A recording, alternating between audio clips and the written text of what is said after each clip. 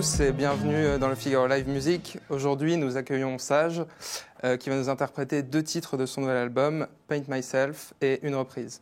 C'est parti.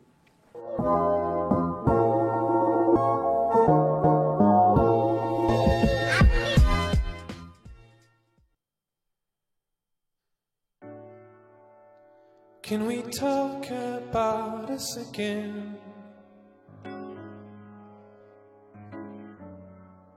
'Cause there's something that wasn't clear.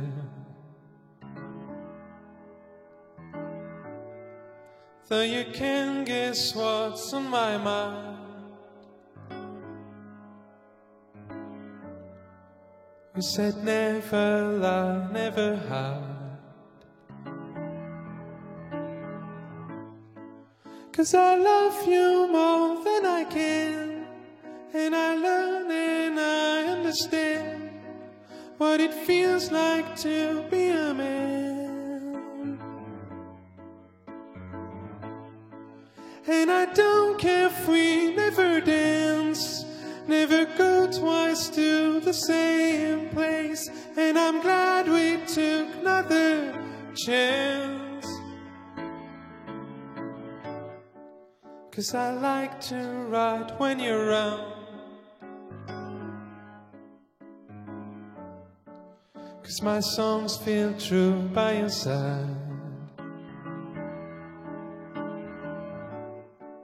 And it's easier not to resist, not to wonder how we exist.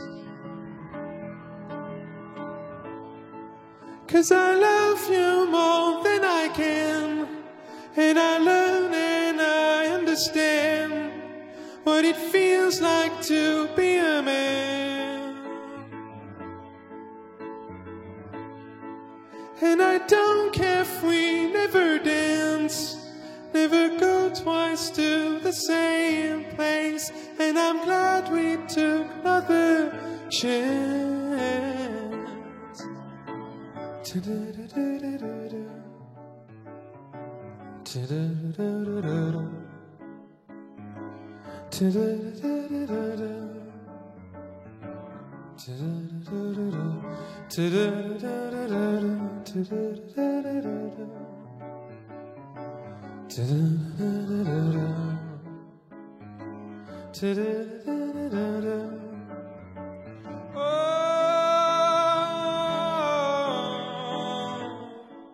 Cause I love you more than I can, and I learn and I understand what it feels like to be a man.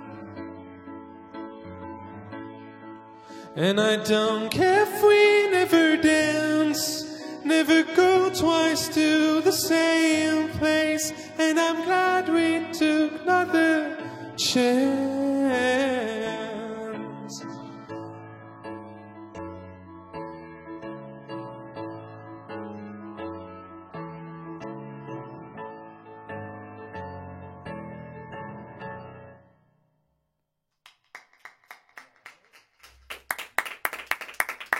Merci.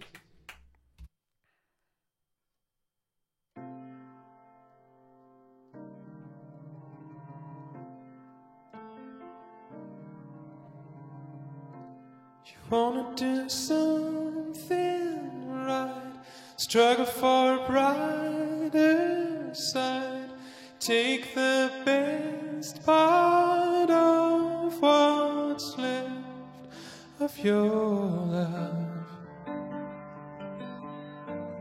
You could do most anything, but you're down there on your own. Anytime, anyhow, but you're afraid of getting out. You're stuck up in a vicious circle when these words are on your mind.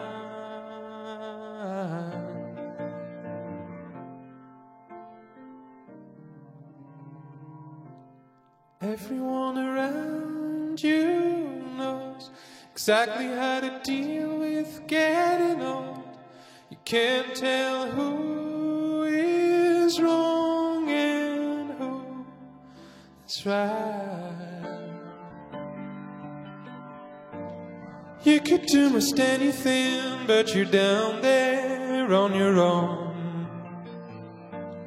Anytime, anyhow, but you're afraid of getting out. Oh, help me between two motions of my life. I'll do anything to finally write this out. You know how it feels when these words are on your mind.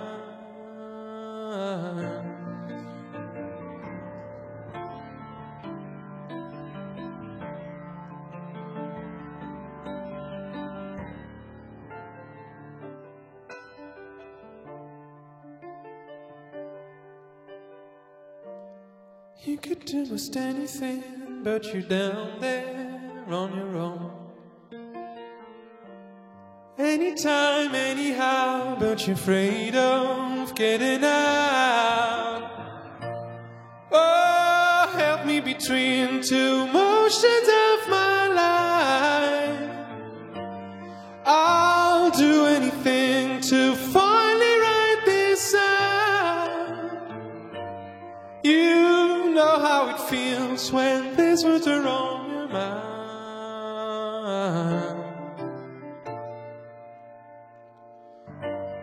Oh, help me between two motions of my life.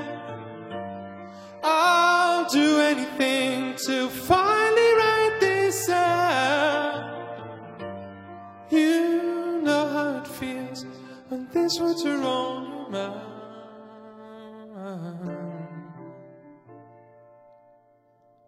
These words are on your mind.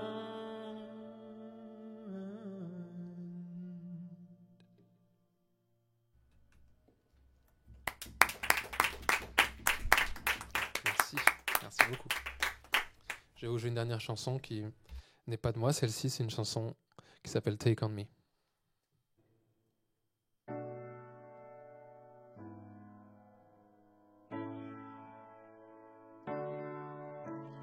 Talking away, I don't know what I'm to say, I'll say it anyway. Today's another day to find you shying away. I'll be coming for your love, okay, and take on me. Take me on. I'll be gone in a day or two.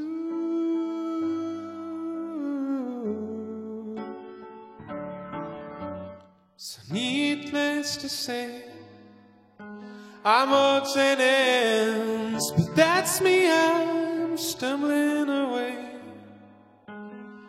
slowly learning that life is okay. Say after me, it's not better to be safe than sorry.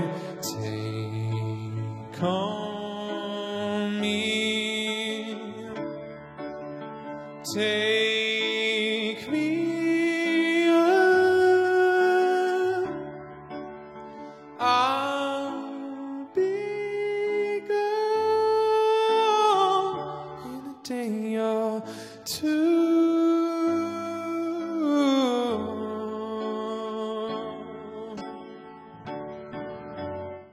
So take on me. Take me on. I'll be gone in a day or two.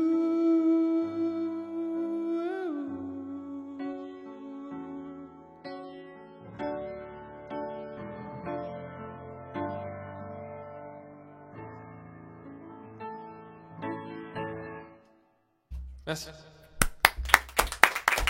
Bravo. On a Rennes sur Facebook qui nous dit très belle voix, j'aime beaucoup. Merci. Quelles sont tes inspirations, Sage? On a Julia qui nous pose la question sur le live. Les inspirations en musique, ça va être des chanteurs comme, je pense à Neil Young, à Elton John, à Elliott Smith. Ça va être assez varié, mais pas mal autour de la pop des années 70, je pense. Alors Sage, tu t'appelles Ambroise, Oui. tu as 31 ans. Oui. Tu as fait partie du groupe Revolver. Oui. Voilà, qu'est-ce qu'il faut savoir sur toi? Sur moi, Comment est-ce que tu pourrais te présenter auprès des gens qui ne te connaîtraient pas encore? eh bien, j'écris des chansons en anglais, au piano ou à la guitare, et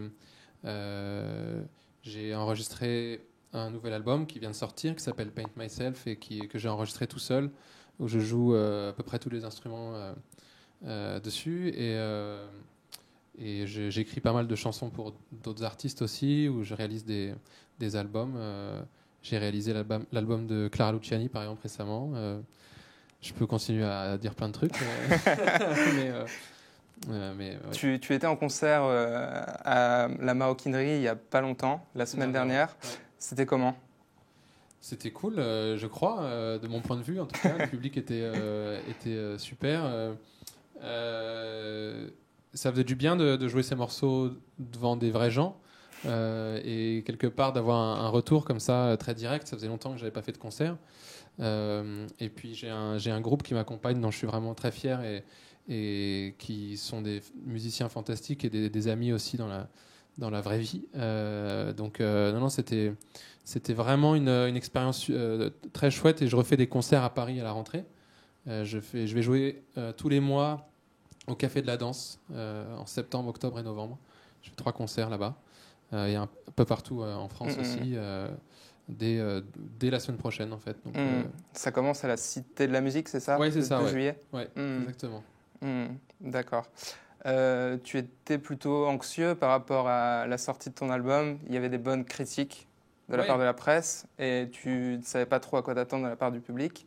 Tu es plutôt satisfait? Bah, en fait, c'est toujours dur de savoir ce que pense vraiment le public, à part les gens que je connais et les gens qui viennent au concert, mais j'étais pas anxieux dans le sens où je suis vraiment très fier de cet album. Je pense que c'est ce que j'ai fait de mieux à ce jour, et donc j'avais hâte surtout que les gens puissent l'écouter.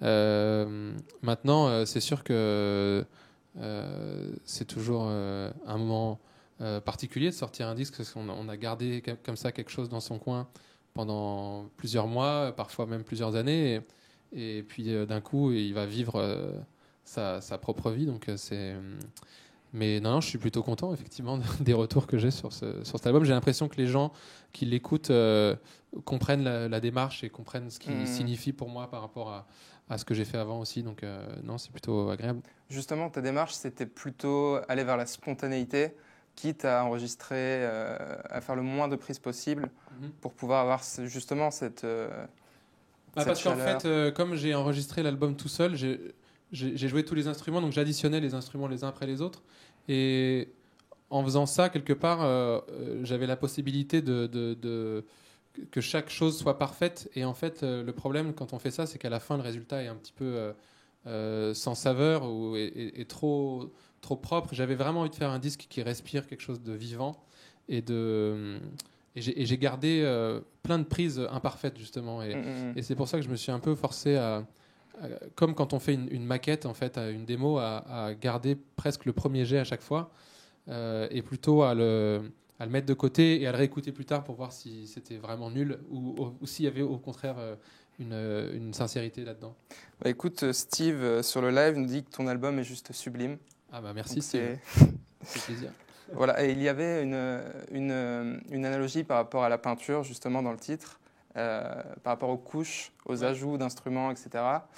La peinture, tu t'y connais un petit peu? C'est... Pas plus qu'un autre.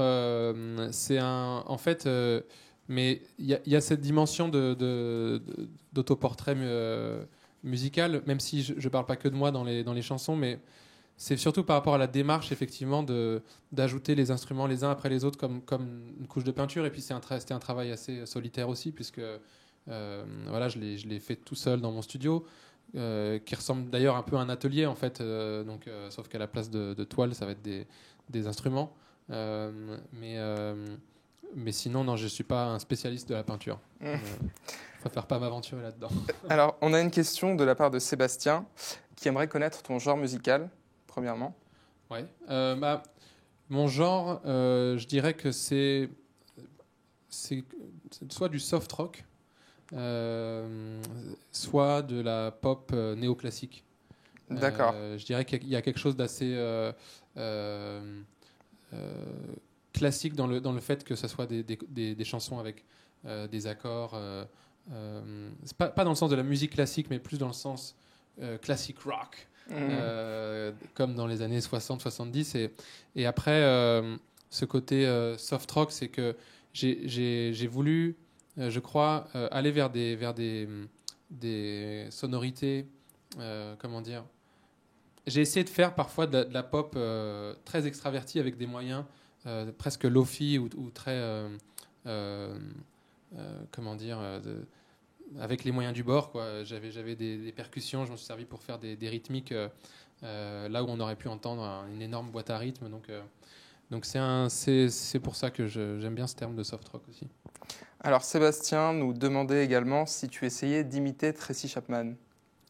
Ah non, non, j'aime beaucoup Tracy Chapman et c'est vrai que j'ai réécouté son premier album pas mal de fois enfin pas tout l'album mais quelques chansons que je trouve vraiment super. Mais j'ai cherché à imiter personne. Par contre, je me suis inspiré, c'est vrai, de certaines sonorités et démarches, et je trouve que l'album de Tracy Chapman, pour moi, c'est un peu l'équivalent de l'album de Cat Stevens début 70 où il y a Wild World, ces chansons-là, parce qu'il y a quelque chose d'assez intemporel et d'assez minimaliste, où il y a grosso modo la voix, une guitare acoustique et puis quelque chose en plus, mais pas grand-chose, et ça me plaisait de m'inspirer de ce genre de disque. Tu l'as composé dans ton studio de Montmartre, c'est ça? Oui. Montmartre ou Pigalle? Plutôt Pigalle. Pigalle. Ouais. Tu t'intéresses à la scène musique de Pigalle, justement? Je ne sais pas comment on définirait la scène de musique de Pigalle, parce que je connais beaucoup de musiciens à Paris, mais pas que à Pigalle. Je travaille avec beaucoup de gens, en fait, d'univers assez différents. Mais j'ai l'impression qu'il y avait une vraie petite scène indé parisienne en ce moment, depuis quelques années, qu'il y avait moins à l'époque de Revolver, je trouve. Et donc c'est plutôt une période vraiment intéressante. Ouais. En parlant de musiciens, justement, d'autres musiciens, tu t'entoures beaucoup de gens qui viennent d'univers différents. Ouais. Par exemple, Superpose, ouais. L'Homme Pâle, tu parlais tout à l'heure de Clara Luciani. Ouais. C'est important pour toi d'aller voir des horizons différents comme ça, dans le rap, l'électro? Toutes ces collaborations-là, c'est plus des gens qui sont venus me voir plutôt que moi qui suis allé vers eux. Non pas que je n'avais pas envie de travailler avec eux, mais je n'ai jamais trop osé, je crois, aller voir d'autres artistes pour leur proposer qu'on bosse ensemble. Et L'Homme Pâle, j'ai travaillé avec lui, c'est vrai que je n'ai rien à voir avec le rap. Disons que je ne me mettrais pas forcément à travailler avec tous les rappeurs, mais j'ai vraiment aimé ses chansons. Et du coup, je trouvais que c'était intéressant pour le coup de me confronter à cet univers-là. Et puis Clara Luciani, c'est vrai qu'on a travaillé ensemble pendant de nombreux mois, plusieurs années même, sur son premier album qui est sorti il n'y a pas longtemps. Et c'était, elle a vraiment cette culture de la chanson française qui m'est pour le coup assez étrangère. Donc c'était intéressant de confronter aussi nos deux mondes. Tu travailles également sur une musique de film, j'ai cru comprendre. Alors c'est vraiment un projet en cours et même pas encore complètement sûr, donc je ne peux pas en dire grand-chose. Ouais, d'accord. Mais c'est vrai. Du coup, avec l'expérience Revolver, tu étais entouré d'un groupe, etc. Vous étiez un collectif. Est-ce que Sage, cette fois-ci, c'est Ambroise Willaume, le nom de l'alter ego de Ambroise Willaume? Ouais, je crois que cet album-là est un album qui me ressemble vraiment. Et j'avais envie de quelque part trouver à la fois le dénominateur commun entre mon premier album qui était plus électro et plus difficile d'accès et ce qu'on faisait avec Revolver qui était beaucoup plus acoustique. Et je crois que c'est cet album-là, c'est une sorte de réconciliation de choses que j'ai pu expérimenter avant. Et donc, c'est un album qui me ressemble et que j'aime, je crois, un peu plus que les autres. En tout cas, il est plus frais aussi pour moi, mais j'en suis vraiment content parce que déjà, c'était un défi de le faire tout seul parce que c'est quand même pas le truc le plus marrant qui soit, parce que la musique c'est fait pour être partagée, donc je suis content d'en être venu à bout. Et puis j'ai eu l'impression de le faire sans le faire quelque part. Comme j'étais dans cette démarche de spontanéité, de maquette un peu, il s'est un peu fait tout seul. Donc je constate maintenant, ah tiens, j'ai fait ça, c'est bien, je suis content. On sent qu'il y a, par rapport à ton premier album, on sent qu'il y a une subtilité, il y a un détail de l'attention. Et voilà, je voulais juste te le dire. Qu'est-ce que tu vas faire demain pour la fête de la musique ? Alors demain, je fais 2 concerts dans 2 formules différentes. J'en fais un à 18h30 à l'hôtel Hoxton. Et ça va être un concert un peu comme ça, en juste piano-voix et guitare-voix. Donc ça va être à 18h30. Et à 21h, je joue en groupe cette fois-ci sur la grande scène de l'hôtel de ville de Neuilly. Donc pas juste à côté de Paris. Et c'est une scène qu'on avait faite avec Revolver il y a quelques années. Et ça serait un peu l'équivalent des grandes scènes d'hôtel de ville de Paris, mais version Neuilly, un peu plus petit et peut-être un peu plus familial, mais c'est un bon spot. Donc voilà, ces 2 concerts-là. D'accord. Est-ce que tu regarderas le match de l'équipe de France avant ? Il est à 17h, je crois. Donc vraisemblablement, je pourrais regarder la première mi-temps. Mais je risque d'avoir le résultat pendant le concert au Hoxton. Mais ceux qui n'aiment pas le foot sont les bienvenus dès 18h30. Ok, merci Ambroise. Merci beaucoup.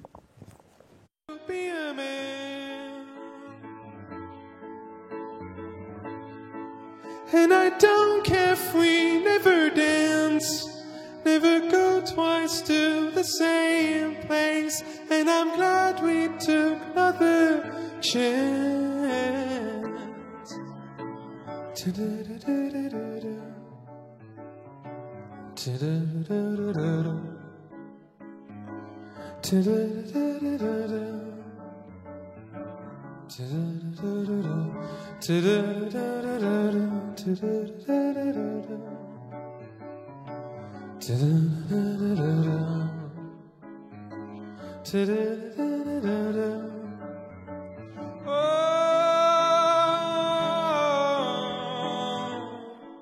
Cause I love you more than I can, and I learn and I understand what it feels like to be a man. And I don't care if we never dance, never go twice to the same place. And I'm glad we took another chance.